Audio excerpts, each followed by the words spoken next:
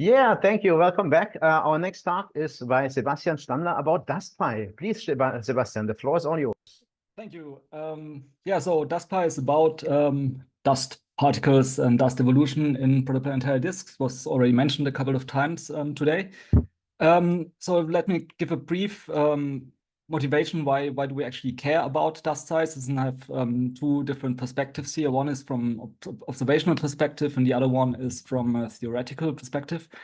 And so if you think about observations, let's say you have you observe something, you want to know, yeah, what are the dust properties of your observation, and then you need to know what is the opacity that you of your dust particles, or of the dust distribution that you have there. And the opacity actually depends on the particle size. So here's from the D-sharp opacities, the absorption opacities is color coded. X-axis is particle size, y-axis is wavelength, and you see, like, depending on which wavelength you're observing or which particle size, you get a different opacity. So if you want to interpret your observation, you may want to know what is the particle distribution that you expect. From a theoretical perspective, there's just one of many aspects here. I chose here the pebble accretion efficiency from the Ormel 2017 review paper. On the x-axis, you see the pebble radius, so the particle size, and on the y-axis, you see the radius of a planetesimal or on planetary embryo.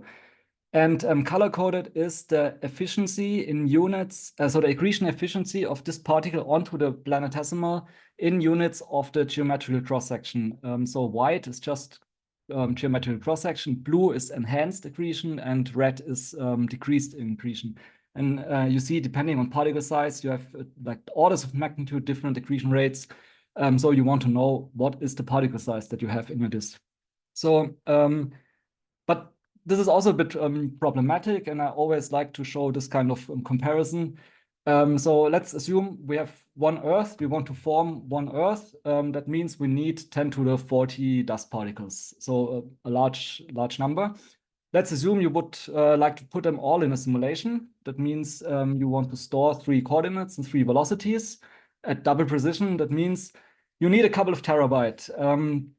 And if I compare this to the supercomputer here in Munich, it has about 1,000 terabyte. That means you need a bunch of those. And I think this is like not feasible yet. So that we need other solutions. And one solution would be that we use Monte Carlo methods. For example, what Joanna did, like this is not a complete list here, where you then combine several particles into representative particles, and you just evolve those. Or the other method, and that is what DustPy is doing, is we solve the Smoluchowski equation. So instead of having particles, we evolve a particle size distribution, or better mass distribution here.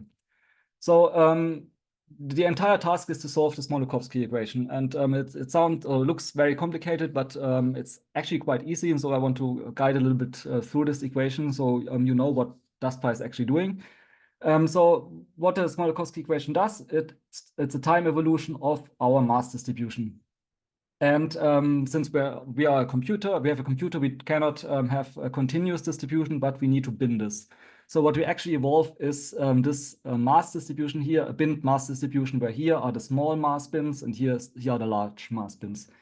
And so what the first two integrals do here is just they sum all possible collisions that you can have. So you have the first integral that goes through the entire mass grid, and the second integral takes the second collision partner, and so you just sum up all possible collisions. So if we now forget about this integral for a moment, we just look at one specific collision. So we had one combination of m prime and m double prime. Let's say these two particles collide. So now we are in the equation, in this blue part, we have the two densities. Now we need to know at which collision rates do they collide. This is the yellow part, the collision rates. And then we need to know, okay, they collide, but what happens afterwards, after the collision? And let's say in this very simple case, we have a hidden stick collision. So we have two particles and they form one new particle. This is the green part here. And since our mass grid is logarithmic, because we have to span a large number of orders of magnitude, the resulting particle of a hidden stick collision will not be exactly on a mass grid. That means we have to distribute it between the adjacent mass bins here. And this is one specific collision here. And then we have the red part. And the red part just means you have to remove the particles that collided from your distribution. And then you just integrate this, like meaning you sum up all possible collision pairs, and then you have your evolution of your size distribution or mass distribution here. I just want to show one other case. Let's say you have a catastrophic fragmentation event. So here the blue particles collide, and you add now like all these green mass bins here, and you remove the red mass bins. So all the physics are then hidden in this K, which tells you what is the outcome of the collision, and in this R, like what is the collision rates of your particles. So there's a little bit of a mess if you have to do this yourself. And but the good news is that you don't have to do it yourself, because we did this in DustPy. And so it's very easy to install. You need only Python 3 and the Fortran compiler, so typically G-Fortran, what we are using. And then you just do pip install DustPy, and it should work right out of the box. And what it does, it's solving this Smoluchowski equation for dust growth. And additionally, you have dust transport and gas transport. And a typical simulation looks like the plot on the left. So we have distance from star and the particle size here. And color-coded is the density of particles of a given size at a certain location in the disk. And if I now start this, typical simulation looks like that. So you have dust growth starting in the inner disk. So you have inside-out growth because their just densities are higher, the timescales are shorter. So you start growing here, but you stop growing once you reach this blue line here. And the blue line is the fragmentation velocity or the fragmentation barrier. So once the particles hit this line, their energy in the collision is so high that they fragment instead of growing. And you also see this because the small particles here are replenished once you hit this blue line. You see that there's a front of small particles moving outside. The green line is the drift barrier. At this line, particles drift faster than they could grow. And that's also why growth is limited here. And the white line is just to indicate the particles that have a Stokes number of 1, so where everything happens the fastest. And also, what you may want to keep in mind, so in the Epstein regime, the Stokes number is inversely proportional to the gas surface density. That means this white line here roughly tells you the shape of the gas surface density profile. That will become important later. So how would you actually run such a simulation? It's super easy. It's 4 lines of code. So once you have installed it, you just do from DustPy import simulation. So simulation is the main class that you need, and you import it, and then you create an instance of it. So you have this instance called sim, and your entire simulation lives in there. And right now it's an empty frame. So you would now have the chance to modify to your needs and make like all the changes you want to have. Or if you don't want to modify anything, you then just do sim initialize. And in this step, DustPy is now filling all the things that you have not modified yourself with default prescription, like default values, functions, and so on. And once you have done the initialization step, you're ready to go, and you just do sim.run. And then you wait a couple of minutes. So the default model takes about 30 minutes on a laptop, and then you get something on the left. But I think the power of DustPy is that you can modify things to your needs. And I just want to show you this in one example when we, let's say, want to have a fragmentation velocity that depends on the temperature. So the idea here was if you have a different composition of particles, they have a different fragmentation velocity. And specifically here, the idea was if you have ice-covered particles, they have a higher fragmentation velocity because ice is stickier. So when the particles, when the temperature is below 150 Kelvin, you have the water ice frozen out on the particles, then you have a high fragmentation velocity, and inside of 150 Kelvin, it's evaporated and you have a low fragmentation velocity. Just a short note, this may not be true anymore. There are new experiments that just tell you it's maybe a bit like less dramatic than this transition, but just as a proof of concept, like how would you do this in DustPy? So you start as before, you create a simulation object, and here you already initialize it. And here I also imported NumPy because we now have to create a function that is just doing our fragmentation velocity. And this looks like that. So we need a function that takes as input the simulation object. That means in this function, you can access all the fields that are in there. And then we just say, okay, when the temperature is below 150, we use 10 meter per second. So here it's in CGS units, so it's 1000. And else we take 1 meter per second. And we just return this. And now we just have to tell DustPy, okay, use this function now instead of your default function to compute the fragmentation velocity. And this is just, you take the field here, sim.dust.v.frag, and it has an updater, and you just assign this function to this updater, and then it's done. And then you can do sim.run, and then you get something on the left, where you now have a transition in fragmentation velocity with large particles in the outer disk and small particles in the inner disk. So it's very easy to modify. I just want to show you a couple of projects that we already have done. One was where we looked into these rings in the D-sharp sample. So Case made an analysis on these and found out that they are all of them roughly in the same ballpark of the optical thickness in these rings. And also Macias et al. Had in another disk found similar values. And so it was a bit, interesting. Why would they all have the same optical depth? So may there be something, an underlying concept? And to check this, we just took a DustPy simulation where we added a gap. And as I said earlier, the Stokes number 1 line shows you roughly the surface density profile of the gas. So we have here a gap in the gas, and the outer edge of the gap, you accumulate dust. And then we were checking what is the optical thickness of this dust ring. And so this is what you see here. X-axis is time, y-axis is the optical thickness in the dust ring. And in the standard simulation, you have this dotted line here. So it's about 7 order, like a factor of 7 higher than observed.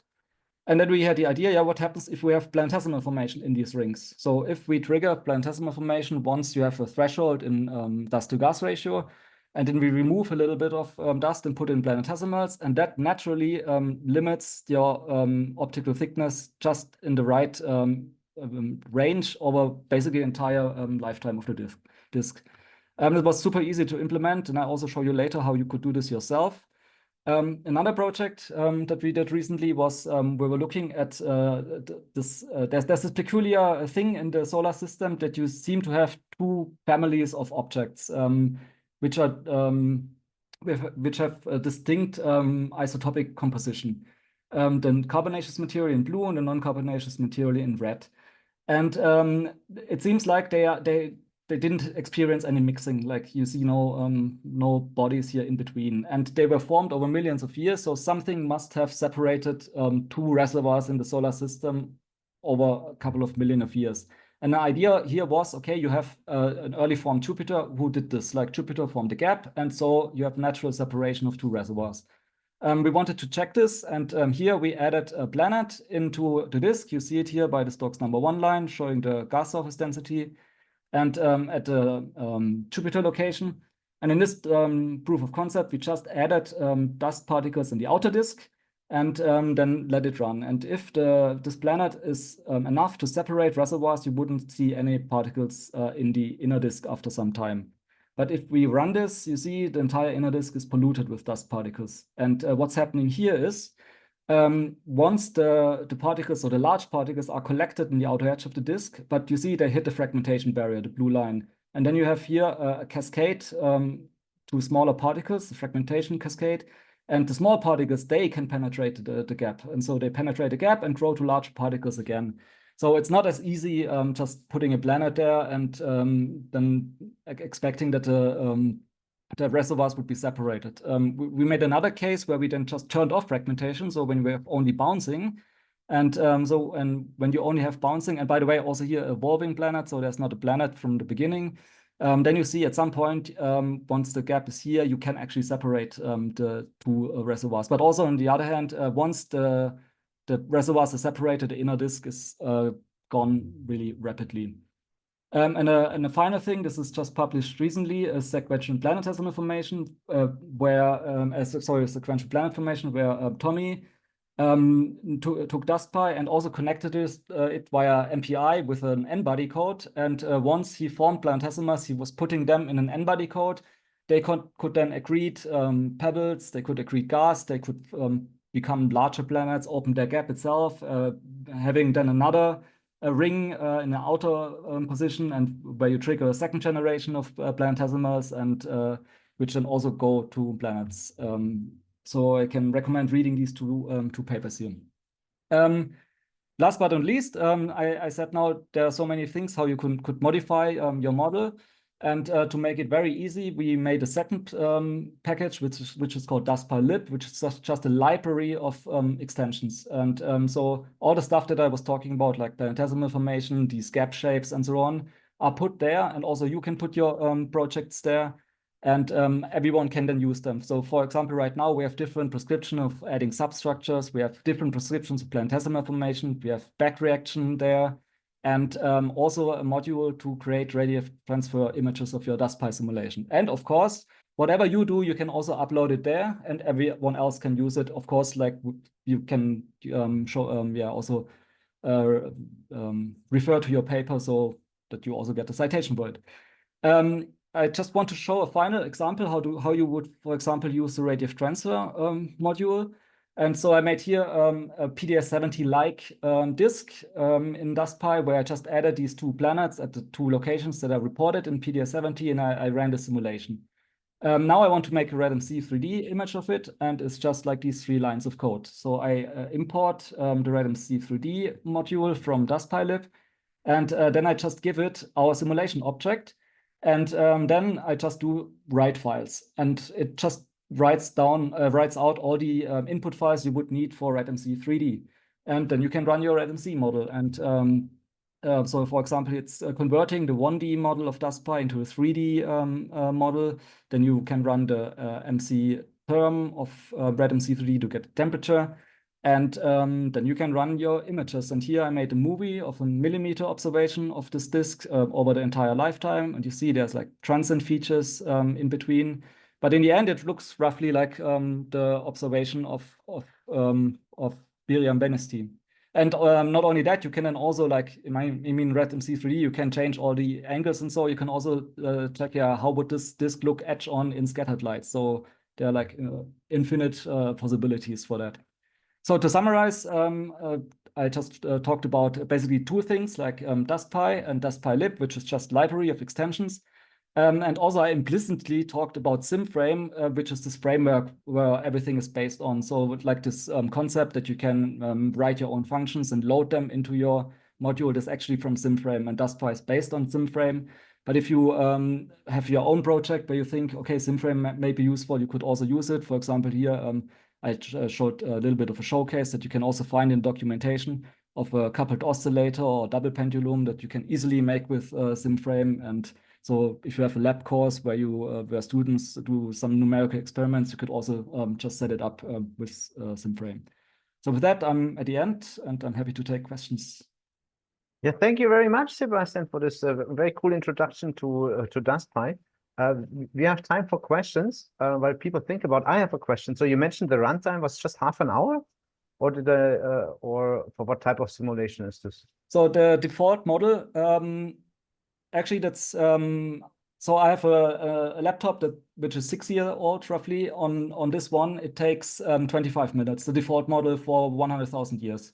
Till has a new MacBook with, I think, the M2 processor, and then that one it takes 10 minutes.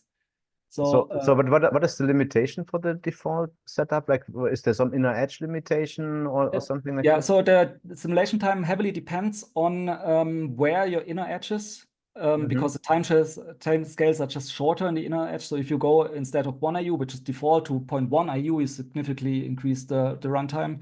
But also, if you have a model where the fragmentation velocity is higher and you have a larger particle size, then you just fill more bins. And then it also takes longer because you have more collision pairs that you could have.